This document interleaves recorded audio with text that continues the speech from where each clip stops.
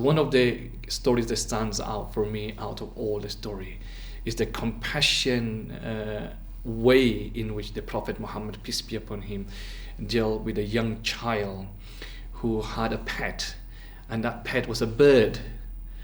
And unfortunately, the bird died. So the Prophet Muhammad, peace be upon him, went to that child with sympathy and empathy.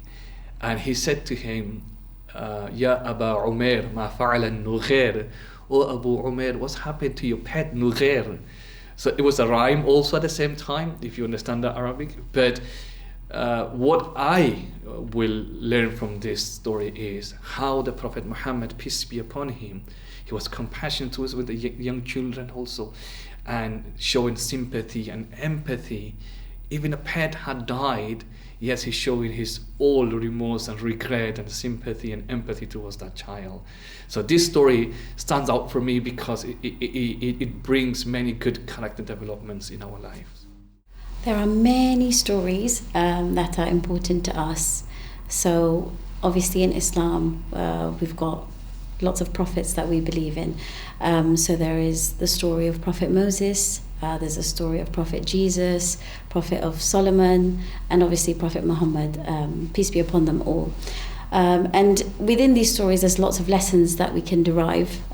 So for example, I'll just, from the top of my mind, obviously we've got the story of Moses and the splitting of the sea and how patient he was, for example. So we learn about his extreme patience with humanity.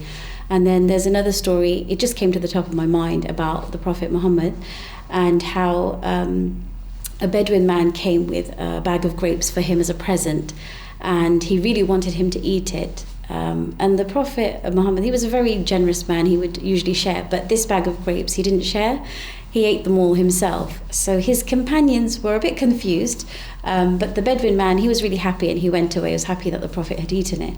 After his companion said to him, oh, but why didn't you share? And he said, the reason why I didn't share was because they were really sour, and he was so happy when he gave me the grapes. And I know that if you had eaten them, you would have made a face. So it would have been clear that it was sour grapes. So just to keep him happy, I ate them all, and he was really content.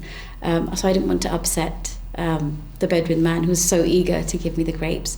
So these type of stories mean a lot to us because it just teaches us values and how to treat other people.